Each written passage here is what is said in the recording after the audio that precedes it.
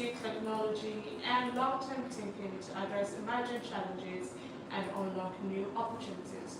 Innovation has become a major driver of progress, allowing businesses, governments, and communities to develop solutions that improve productivity, create jobs, and enhance quality of life. However, turning innovative ideas into meaningful impacts requires visionary leadership, strong institutions, investment in talent, and an environment that supports creativity and entrepreneurship. At the same time, sustainability has become a key responsibility for modern leaders as organizations and economies work towards achieving growth while protecting the environment and supporting future generations. Leaders today are expected to balance economic success with social responsibility and environmental awareness. Today, we will be discussing strategic leadership in a changing world, how innovation, sustainability, and effective leadership can shape Africa's future. Joining us for this conversation is Assistant Professor Akinseye Olatokunbo Aluko, an academic and strategic leadership expert with over 16 years of experience across academia and industry, particularly in leadership, energy, maritime, and sustainability. He is an assistant professor at Liverpool John Moores University and Orange University and a senior fellow of the Higher Education Academy as well as a fellow of the Chartered Management Institute. His expertise spans strategic change management, sustainable leadership, the global energy transition, maritime transportation, and emerging technologies. He has held key academic leadership roles in the UK, including Associate Course Director for Oil and Gas Management and MBA Sustainable Energy Programs. His research interests cut across renewable energy, maritime and crude oil transportation, SMEs, and emerging technologies such as artificial intelligence. He also contributes actively as a speaker and academic editor, supporting forward-thinking and sustainable organizations. Dr. Aluko was recently appointed as an executive advisory board member at Alga, Qatar, where he contributes to building strategic capacity and future-focused organizational growth. Good morning, Assistant Professor Akinseye, and welcome to Trade FM's Breakfast Business Briefing. Good morning, Sana. Thank you so much for having me. It's my pleasure coming here, respond to your questions. Yes. Thank you. Yeah. Thank you for honoring our invitation. The pleasure is mine. How would you define strategic leadership in today's rapidly changing world? To be honest, first of all, we need to understand what leadership is and our leadership. Who are the people that should be in charge? Who are the people that actually needs to steady the deck? However, to be honest, from my own layman's definition, first of all, not going into the professional practicalities, we need to understand that yes, every one of us happens to be a leader. We happen to have the mantle to lead in our own, capacity. We have all the rights to, to be able to, infuse change, because change is not static. Change happens to be is eminent in recent times. So, as individual, as a person, as a worker, as a citizen, as an individual, you need to understand that yes, you actually have a role to play. So leadership cuts across every bit of our lives. So at work, as parents, as a leader at the governmental affairs, and so on and so forth. We all have responsibility. So far you are able to use your acumen, so far you are able to use what you understand to life or your understanding to life to influence the capacity of people, to influence the behavior of people. That talks about leadership. So it's not about when you attain a particular position or you probably become a director at work. It's a thing that is meant to be for everybody. Leadership is what we should be able to, impact on each and every one of us. We're talking about how can you change someone? How can you influence people to, think positively, to do things in the right way?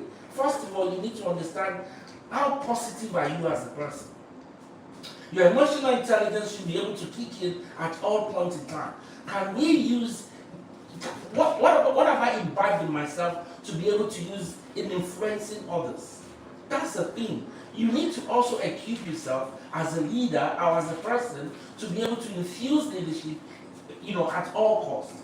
You should be. It's not about just leaving everything. It's not about governance at this point in time. It's about individualism. How can you use your personal perspective to life in changing your environment, in changing or influencing people to be able to, act positively? You understand? It's not just about, the government this, my director this, or my supervisor this. We shouldn't be expectant at all times. We should be able to, what can I give back? That is pure leadership. Okay. So now, how has globalization and technological advancement in today's world changed the way leaders must think and operate? I said something earlier that yes, before you can actually categorize yourself as a leader, how have you been able to equip yourself before you are able to transcend positivity? As a leader, you should be able to acquire different kind of knowledge.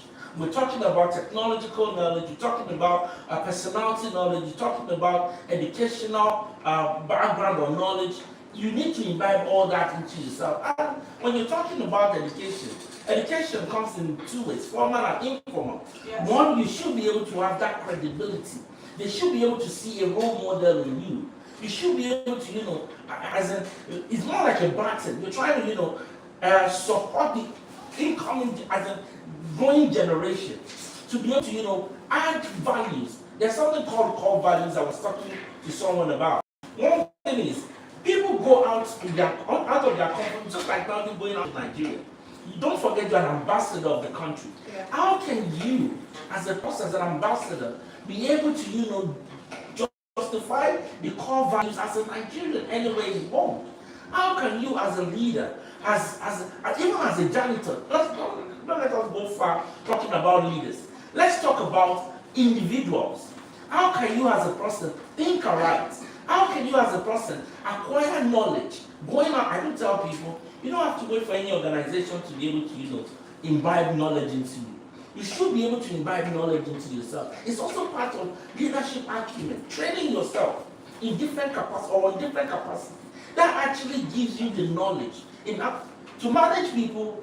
It's not a joke. Yeah. You understand? Managing people is quite tedious. So if you want to manage people, you should be able to understand how can you, as a person, what can you give to these people for them to understand that yes, doing the right thing at the right time actually makes me. That it starts from you. There's a charity begins at home. Yeah. So if charity begins at home, we should be responsible. We all should be responsible. And at the same time, you should be able to, have that acumen as a leader or as a person or as an individual. So it transcends automatically in changing our world at this moment. Okay. Let's look at the leadership gap we have in Africa as the continent, and then we bring it back home to Nigeria. So, what are the biggest leadership gaps we have in Africa that is currently affecting Africa's growth and development, and also in Nigeria? One thing we need to understand about Africa as a whole, we need people that can actually stay the deck.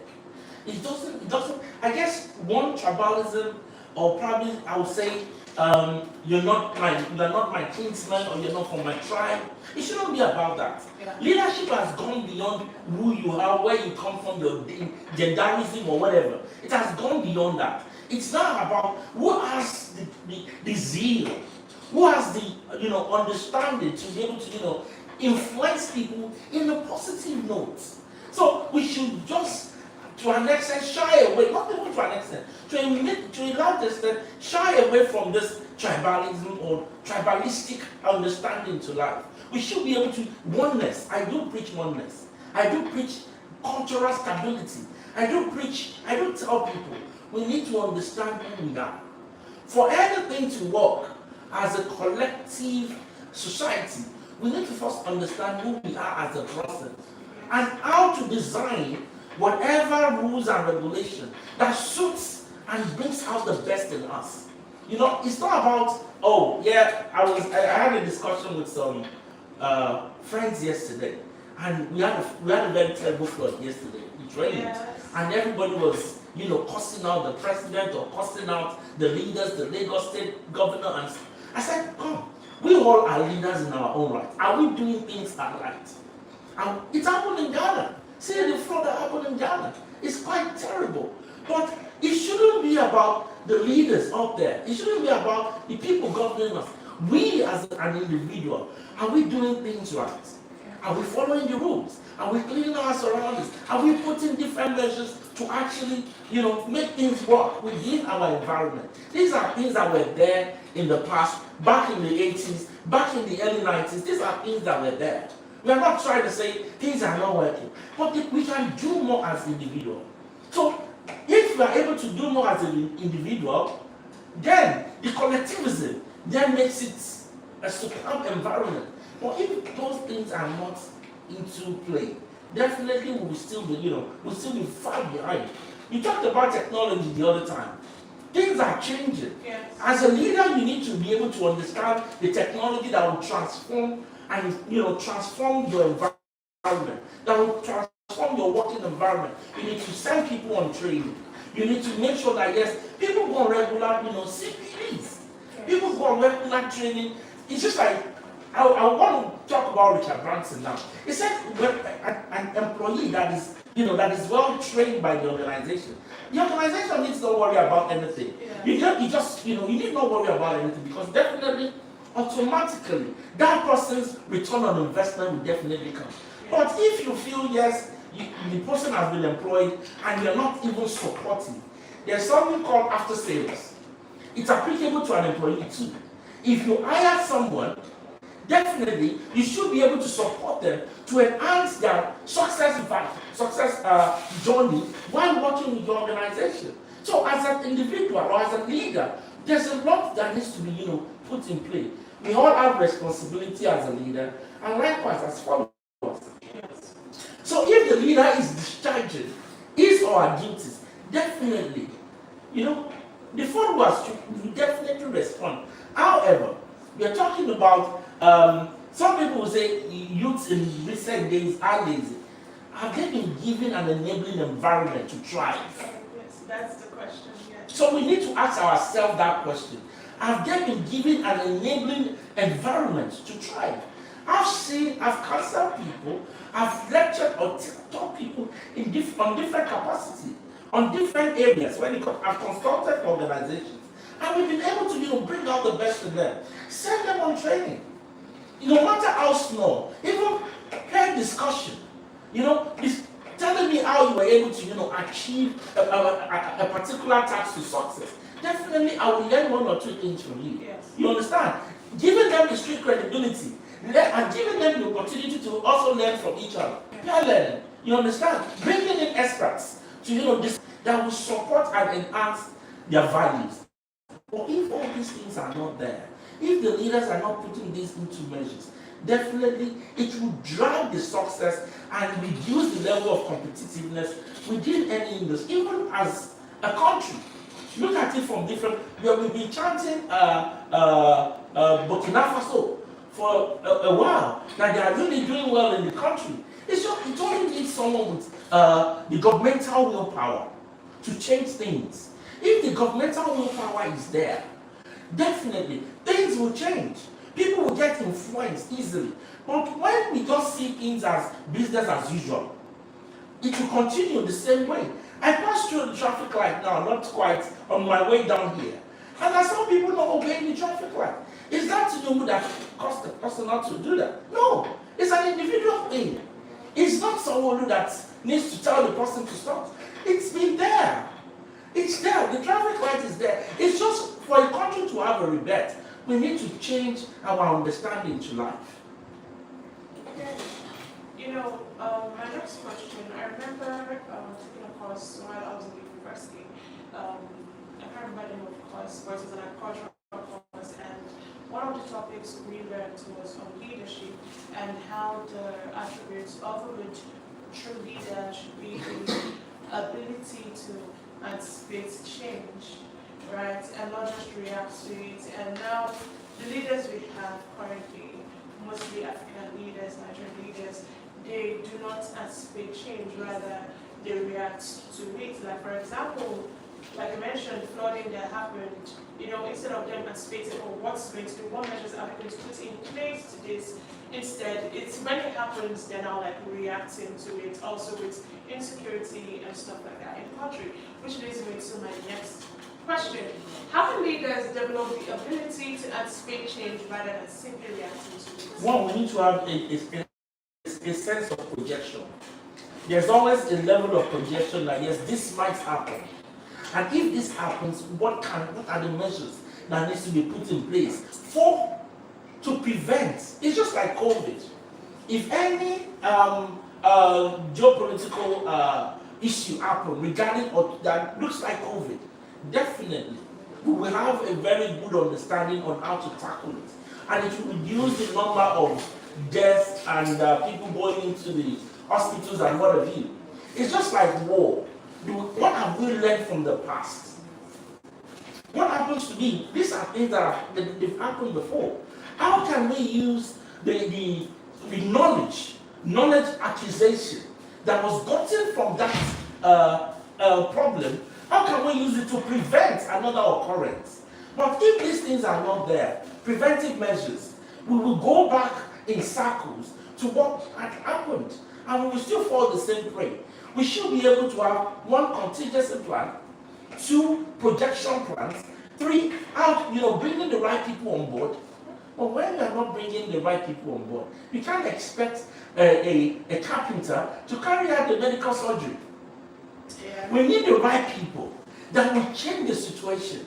It's just like now it's more like in Africa we have, because this person was there for me during election and I need to, compensate.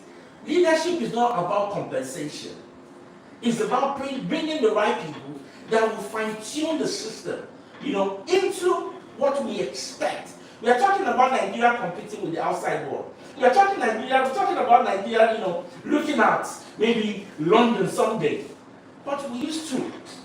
Back in the day, there was naira to a pound. Yeah. A naira to a pound. My parents enjoyed that. Yeah. At a point, there was free education in this country. You understand? Yes. But all those things are not there again. The regulatory bodies are not active. You understand? If the regulatory bodies happens to be extremely active and enforcing, definitely will. Leadership is. If you're not showing that intention to transform the society, definitely these are the kind of things we'll be experiencing. And one funny thing is, our leaders do visit outside world. They do visit places like Qatar where I stay. They visit the London where I used to stay. They visit America where I've been before. They visit all these kind of beautiful places. And they see how things are being, put into measures. But are we enforcing all these things? Don't be deceived. Nigeria has one of the best regulations in the world. But the only problem we have is implementation of those regulations. Not just being well implemented. And they're not even, they're not convictions. If you are able to show that yes, this happens to be my country, what can I give back to my people? Not what can my country do for me. That culture needs to be abolished. You understand? I do tell people, I won't mind coming back to you, start with a pro bono in any university. Wow. Country, to be honest, I've seen both sides. I went to university here. I also went to university in the UK. I lectured in the UK, I taught in the UK, contributed to people's life in the UK, even in Australia, and likewise, what's it called? In Qatar presently where I work. Why can't I do it to my own motherland? We should be able to have that culture, that love of you being African. This is how I dress every day. I wear my kaftan to class too. Even it got to the point my students were even asking, can you get us this kind? Because I'm proud of what I am, or who I am, or what I've become. We need to be ambassadorial in whatever we do as a person. So leadership is not just about up there. It's not just about top governance. It's not just about the CEO of an organization. You as a secretary, you're a leader. How can you use your position to contribute and add meaningful values to the organization or to your country? That is all leadership is all about. Okay. Let's talk about innovation. Innovation is often linked to progress. How can African leaders build cultures that encourage creativity and new ideas? And how can organizations support young innovators and entrepreneurs who are shaping Africa's future? We've got beautiful minds here in Africa and likewise in Nigeria. We've always said Nigeria happens to be the giant of Africa. We happen to be the big brothers of Africa. However, are we really transforming or that phrase of being the big brother or being the giant of Africa into economic growth and values? That's the thing. How can we as a nation encourage, one, I said it and I will continue to say it, we need to go back to the vocational schools. A lot of things when it comes to advanced technology don't really come up in universities. Now, a lot of institutions in the UK, they are going back to vocational schools, whereby we have, back in the day we had carpentry. Back in the day, mechanics were not just about going to study mechanical engineering on a theoretical and theoretical basis. You need to go into how many universities have got a mechanic workshop? How many universities can actually repair or build an automobile? They don't. Even some universities don't even know how to, code. They don't even know how to write a code. And you come out at the end of the day say, yes, I'm a graduate of, I got a BSc in computer science. What actually did you go to the university to study? These are things we need to put into consideration. Let's go back to the Stone Age and, put all these vocational schools, empower them as a government. Empower them, put some regulations that will, strengthen their certificates. We've got people that are building cars here in Nigeria. What support have they gotten from the government? And when we're talking about support, we need financial support, even moral support. Making mistakes is no big deal. It's just a new knowledge to the process. You understand? How can we encourage our innovators? How can we encourage new minds? I read an article some weeks back, and I discovered some countries are actually abolishing or probably, they are removing some curriculums out of their university syllabus. Reason being that they see that they don't even add any economic values anymore. They actually don't add economic values anymore. So how can we, revamp our syllabus, our higher education syllabus? How can we revamp them in meeting the current global demands? Because it has changed from what it was to what we have now. And what we have will also change. For us to be able to stay in tune, in competing effectively on a global scale, we need to go back to the roots. We need to understand that the vocational schools happens to be a very key solution that will strengthen our capital base as a country. And it will also reduce the level of insecurity, engaging people. Yes. It's not just about, I want to work in a white collar environment. No. What happens to the blue collar jobs? What happens to, everybody don't want to be, some days ago, the first lady said, everybody should start roasting corn, and people took it the other way around. It wasn't just about roasting corn and frying bean cakes. No. It's just about rediscovering ourselves. Looking back into how can we become economic, how can we be meaningful economically? But one thing is, it was misconstrued, and we refused to see the bigger picture of what was said. I'm not saying every Nigerian should start frying bean cake, no, or probably selling corns. No. What can you do as a person? Let's look inward as people and see what we can do in enhancing the productivity. We don't produce anything in this country too much. No. You understand? The only thing that is, even our oil, God bless Dangote. He has changed the dynamics in putting us on the map of a very rich oil producing nation. Yes. But now, it shouldn't be about the oil. A country like Qatar is moving away from the oil. Yeah. Talking about tourism, talking about education, talking about other sectors that will, strengthen the economy. But when we keep, feeling complacent about the oil and not actually looking into production, not textiles used to be in this country. Yes, but we don't have. There used to be a pojo in somewhere around very close to Ueleba when I was growing up. There used to be barrack in the solo. You understand? There used to be so many things being produced here in this country. But now things are changing. Our leaders we need to stand up to what we were, who we were back in the day. And we also need to involve new hands. We also need to put the right people in position. Not putting the right people in position, we actually erode the values of what we're trying to achieve. In a world of uncertainty, what strategies can leaders use to build resilient organizations, and how important is ethical leadership in building trust and creating lasting impact? When you're talking about ethical leadership, first of all, you need to talk about culture and values. Yes. So when you're talking about culture, we need to first of all discover who we are.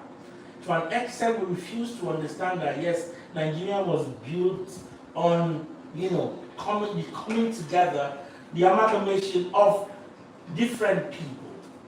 How can we believe in ourselves? You understand? Yeah. How can we uphold that oneness? I said it earlier when we first started the discussion. I said that, yes, we should see ourselves beyond the tribalism. We should see ourselves beyond, you are Igbo or Han Yoruba or someone else's house. We should see ourselves as Nigerian first. Yes. The Arabs will see themselves as Arab first. Before talking about, I am from this country, I am from the other country. We are one. And looking back into Nigeria, we used to be one. We used to believe in ourselves. We used to understand our core values as people. When you're talking about ethics, you're talking about doing things aright. Can we boast of that in recent time? No. We can't boast of that. Even your gate man wants to get right.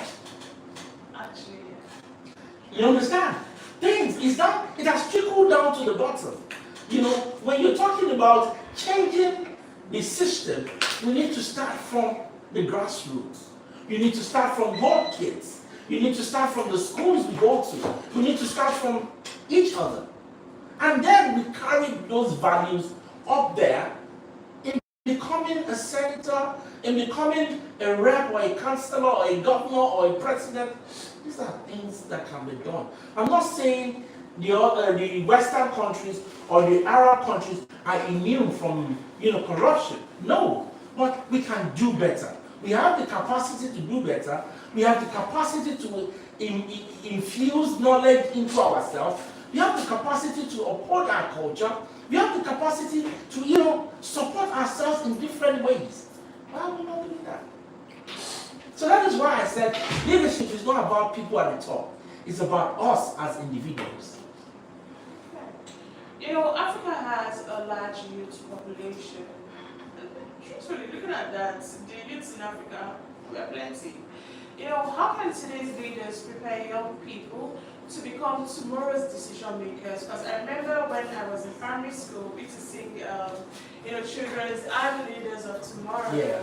And, we've been in so many tomorrows, and we still do not have right. children that were children then as leaders. And also, so how can today's leaders prepare young people to become tomorrow's decision makers? And what leadership skills should young Africans focus on developing to succeed in the future? There are some things we need to put into measures. Okay. And I want to say this, if you go to any country and you don't find a Nigerian or African, I won't lie, you run away from that country. That means that country is extremely unproductive. Yes. And to be honest, Nigerians are everywhere doing well.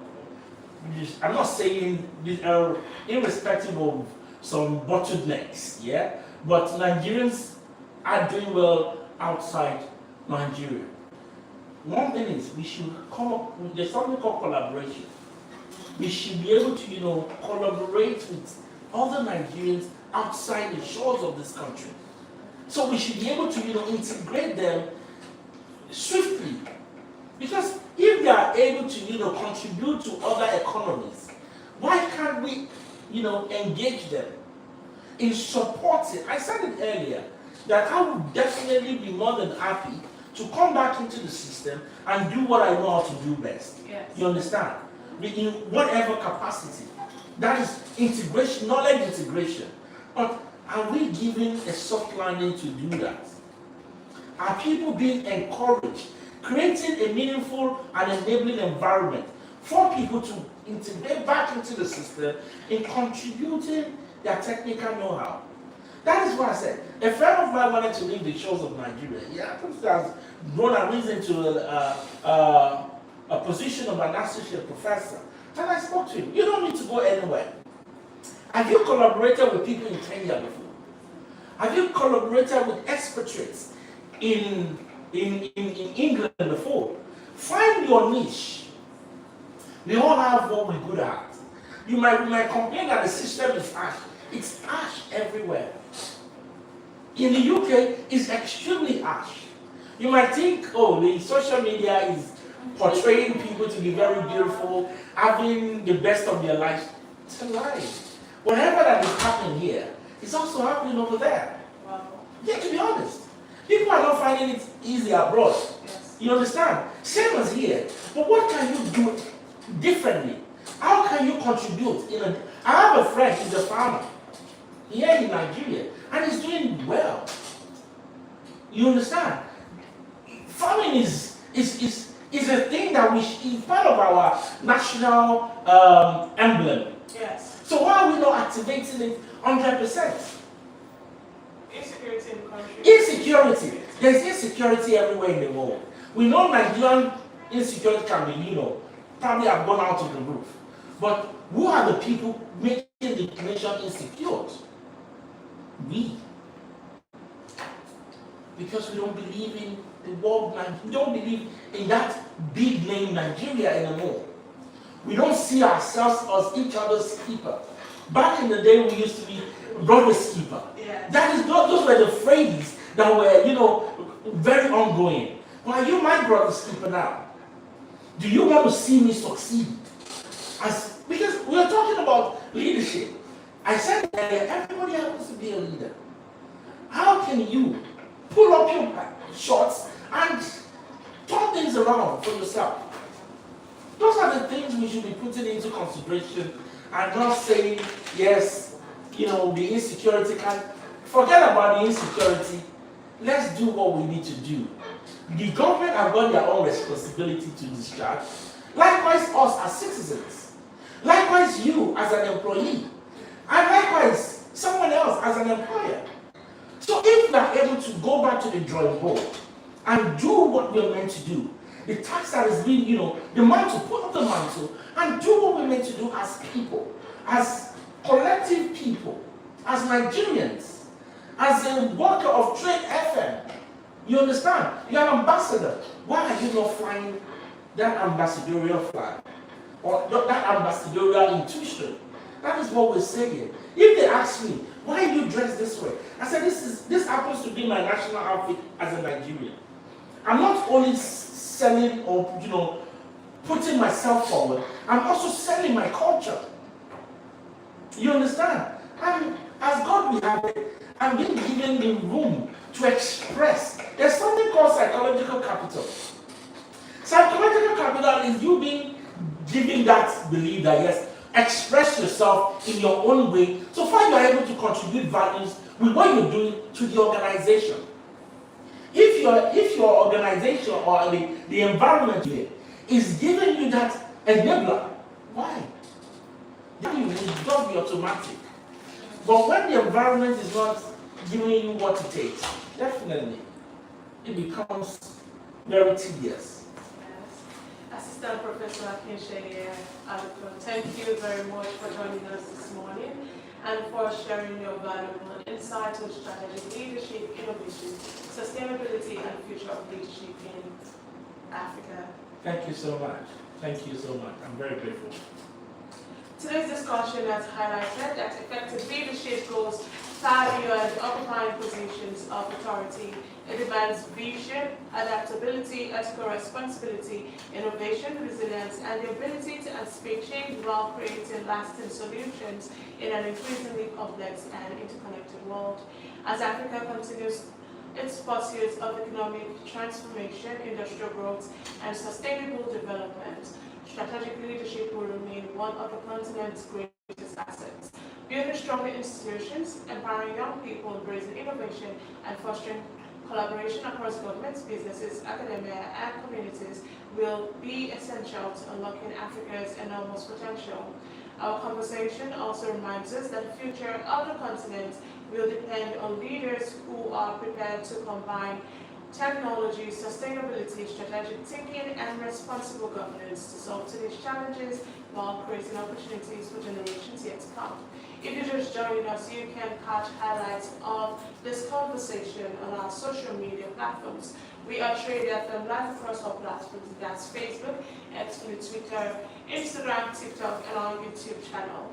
We'll take a short break back, and then we'll return really lovely and on the hour. Stay with us. The nation of builders, traders, and dreamers.